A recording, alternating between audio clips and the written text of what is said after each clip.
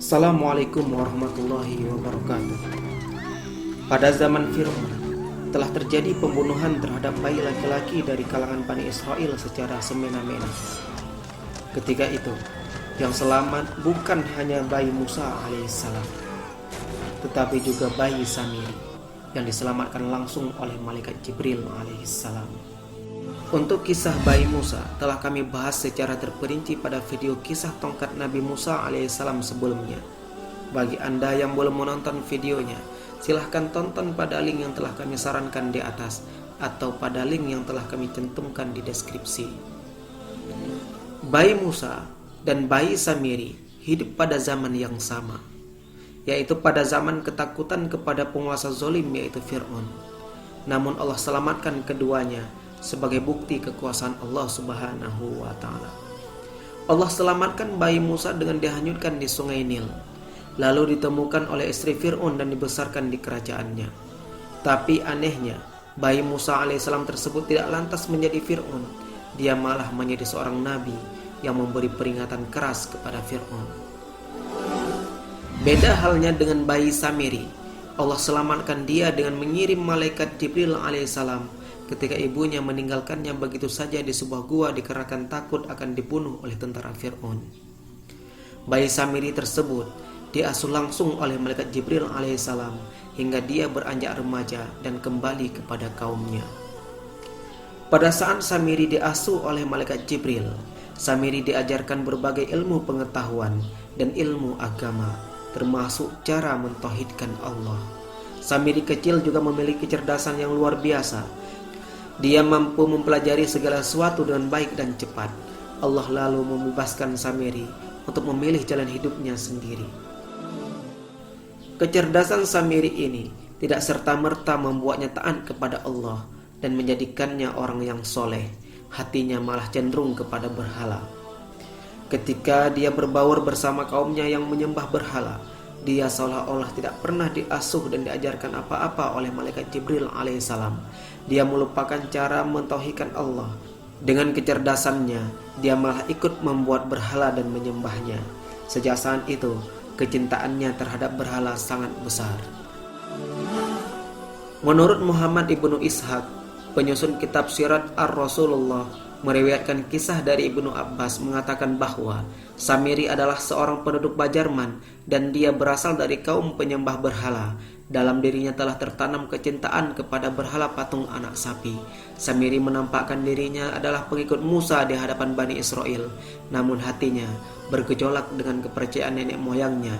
Samiri adalah nama panggilan bagi seorang individu bernama Musa bin Zafar. Dalam kisah-kisah Islam, baik dari Al-Quran maupun hadis Nabi, Samiri dikisahkan merupakan tokoh yang menyesatkan Bani Israel. Samiri memerintahkan Bani Israel untuk membawa perhiasan emas milik orang-orang Mesir ketika hendak meninggalkan Mesir. Selama Samiri berada di Mesir dan berbaur dengan kaum penyembah berhala, Samiri telah mempelajari dan membekali dirinya dengan sihir. Di saat Fir'aun dan bala tentaranya tengah berupaya untuk menghancurkan Bani Israel, Samiri pun ikut menjadi target buruan. Samiri selamat setelah ia ikut dalam rombongan Nabi Musa alaihissalam yang meninggalkan Mesir melewati Laut Merah yang terbelah. Di antara kerumunan pengikut Nabi Musa alaihissalam itu, ada malaikat Jibril alaihissalam yang menunggangi kuda yang mendampingi Nabi Musa alaihissalam dan Nabi Harun alaihissalam.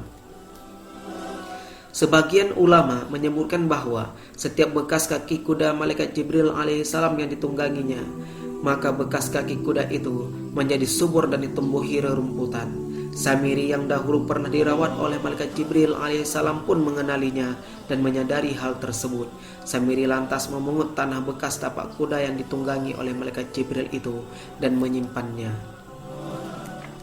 Setelah Fir'aun dan bala tentaranya dihanyutkan di sungai Nil, perjalanan Nabi Musa alaihissalam menuju negeri yang dijanjikan masih sangat jauh, hingga tibalah di Bukit Tursina. Nabi Musa pun akhirnya diperintahkan untuk menerima wahyu Taurat di Bukit Tursina tersebut. Kemudian Nabi Musa alaihissalam menitipkan umatnya Bani Israel kepada Nabi Harun alaihissalam. Gantilah aku dalam memimpin kaumku, perbaikilah dan janganlah kamu mengikuti jalan orang-orang yang berbuat kerusakan, kata Nabi Musa alaihissalam dalam Quran surat Al-A'raf ayat 143. Nabi Harun pun kemudian memimpin Bani Israel. Tetapi Bani Israel tidak mau mendengar peringatan Nabi Harun alaihissalam, dan mereka malah menertawakan dan memperolokkannya. Kesempatan ini pun kemudian dimanfaatkan oleh Samiri untuk membuat Tuhan baru yang bisa disembah oleh Bani Israel. Setelah Samiri berhasil mempengaruhi dan menyesatkan Bani Israel, lantas ia memerintahkan agar memasukkan emas-emas yang dibawa dari Mesir itu untuk dileburkan menjadi satu dengan tanah kering bekas tapak kuda malaikat Jibril alaihissalam yang disimpannya. Setelah emas dan bekas tapak kuda itu melebur dan mencair, cairan tersebut kemudian dibentuk menjadi patung anak sapi. Jadilah patung anak sapi, teriak Samiri girang tanpa merasa berdosa. Mereka bergembira ria, bersorak-soranda, dan menari-nari mengitari patung anak sapi tersebut. Samiri berkata, "Inilah Tuhanmu dan Tuhan Musa," tetapi Musa telah lupa. Kemudian dari lubang api itu, dia Samiri mengeluarkan patung anak sapi yang bertubuh dan bersuara untuk mereka. Maka mereka berkata, "Inilah Tuhanmu dan Tuhannya Musa," tetapi dia Musa telah lupa. Quran Surat Toha ayat 88. Samiri telah lupa akan keesaan Allah Subhanahu wa Ta'ala, termasuk Bani Israel yang diperingatkan Nabi Musa alaihissalam agar tidak menyembah berhala. Allah pun akhirnya menjelaskan kesesatan apa yang telah mereka perbuat. Maka, tidakkah mereka memperhatikan bahwa patung anak sapi itu tidak dapat memberi jawaban kepada mereka dan tidak kuasa menolak mudarat dan mendatangkan manfaat kepada mereka? Quran Surat Toha ayat 89. Dalam ayat lainnya Allah jelaskan, apakah mereka tidak mengetahui bahwa anak sapi itu tidak dapat berbicara dengan mereka dan tidak dapat pula menunjukkan jalan kepada mereka. Mereka menjadikannya sebagai sesembahan dan mereka adalah orang-orang yang zalim. Quran Surat Al-A'raf ayat 148. Nabi Harun telah mencegah mereka sekuat tenaga untuk tidak melakukan perbuatan keji lagi hina itu. Nabi Harun berkata, "Wahai kaumku, sesungguhnya kamu hanya diberi cobaan dengan patung anak sapi itu, dan sesungguhnya Tuhanmu ialah Tuhan yang amat pemurah, maka ikutilah aku dan taatilah perintahku." Bani Israel lalu menjawab, "Kami tidak akan meninggalkannya dan tetap menyembahnya sampai Musa kembali kepada kami." Mereka sungguh ingkar dan tidak menaati dan mengikuti Nabi Harun alaihissalam. Tidak lama kemudian, kembalilah Nabi Musa alaihissalam setelah menerima wahyu di Bukit Tursina. Nabi Musa sangat murka kepada Samiri dan kaumnya ketika kaumnya mengingkari janji dan membuat patung anak sapi untuk disembah. Nabi Musa lalu bertanya kepada Samiri seperti yang diceritakan dalam Al-Quran, "Apakah yang mendorongmu berbuat demikian, wahai Samiri?"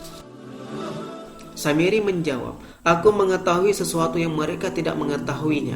Maka aku ambil segenggam tanah bekas tapak kuda Jibril, lalu aku masukkan ke dalam patung anak sapi itu. Demikian itulah aku menuruti dorongan nafsuku." Nabi Musa alaihissalam kemudian mengusir Samiri dari tengah kaumnya dan membakar patung anak sapi yang disembahnya, dan abunya dibuang ke laut. Adapun Samiri sendiri akhirnya terkucilkan dan menderita penyakit kulit misterius sepanjang hayatnya. Inilah kisah bayi yang diasuh langsung oleh malaikat Jibril alaihissalam. Sejak kecil, Samiri diajarkan langsung oleh malaikat Jibril alaihissalam tentang tauhid dan ilmu-ilmu lainnya, tetapi hatinya cenderung kepada berhala dan menjadikannya tersesat dan dimurkai.